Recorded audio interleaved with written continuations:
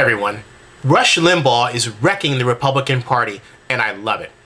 If you haven't been aware of current events, last Saturday, the person that we call the ultimate blowhard who makes $400 million for being a blowhard that frankly we all want to emulate because we all like being blowhards, went to a conservative convention in Washington, D.C. and said a number of things that simply don't make sense. But let's encapsulate them real quick.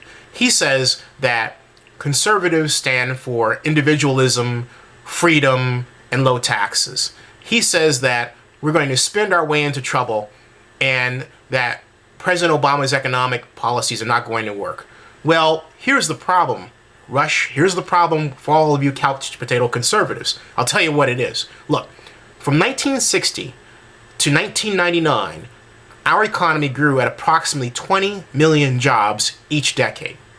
But from 1999 to present day, only 4.7 million total jobs. And that's not subtracting the jobs that we've lost, particularly the almost 2 million jobs that we lost last year alone, or over 2 million jobs we lost last year alone. What has happened is simply this. Fareed Zakaria put it best, the rise of the rest. In the old days, 25 to 30 years ago, America was the top exporter. What is an exporter? It means that I make products that people in other countries buy, like automobiles. But then all of that changed. We were the top exporter until 2004. Now, who's the top exporter in the world? It's Germany. Who's it followed by? It's China. Who's number 3? It's the United States. Who's catching up with us? Hey, among other countries, Brazil. It's the rise of the rest. We have seen jobs that were normally here go elsewhere. And with each job comes income from that job. If you take the 15 million jobs that we essentially didn't grow, not lost, but didn't grow from 1999 till now, and multiply that times the average per capita income per job, that is the amount of wealth that we lost. And we've got to replace it. But here's something else that happened. Over that period of time, we decided that we were not going to subsidize our industries at a time when our competitor nations were subsidizing their industries. For example, Airbus gets $1.82 billion from the European Union annually. They took part of that to win the largest tanker deal in American history. Are you listening to me? $35 billion, costing 25,000 jobs that normally would have went to the Boeing company. All gone.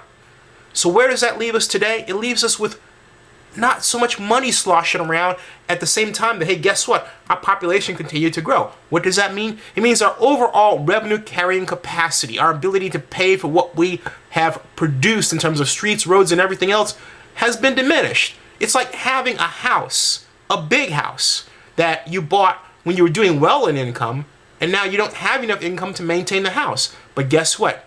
You don't want to give it up, do you? It's hard to give up that kind of lifestyle. And that is why we have government spending enacted. Here's the other problem.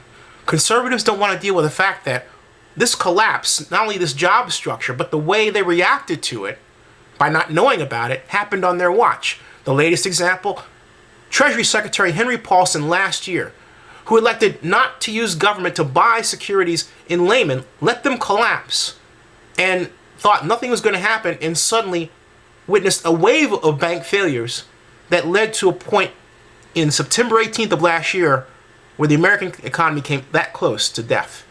That close. Why did he allow this to happen? Because as a conservative, he just didn't believe in government spending. That's where ideology has gotten all of us into trouble. And now the conservatives have to deal with it.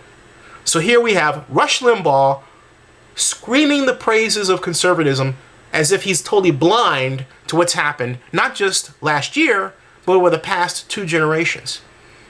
Then we have Michael Steele, who comes in and basically makes a good case for taking on Rush, but then, like a coward, he backs away.